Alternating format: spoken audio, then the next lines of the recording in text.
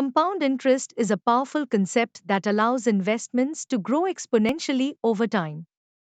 In the context of mutual funds, compounding refers to the process where the returns earned on an investment are reinvested, and then those reinvested returns also generate earnings. This cycle continues, causing the investment to grow at an accelerating rate over time. Let's break down the power of compounding in mutual funds with an example.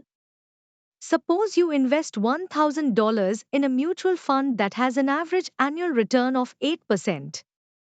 Instead of withdrawing any returns, you decide to reinvest them back into the mutual fund.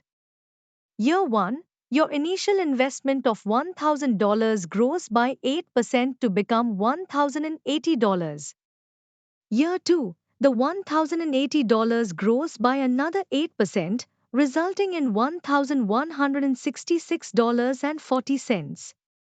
Year 3, the $1,166.40 grows by 8%, becoming $1,259.71. Year 4, it grows to $1,360.49. Year 5, it reaches $1,469.33. As you can see, your investment keeps growing each year not just on the principal amount but also on the returns earned in previous years. This compounding effect accelerates the growth of your investment over time. Let's extend this example over a longer period. Year 10, your investment would grow to approximately $2,158.92. Year 20, it would grow to approximately $4,661.31.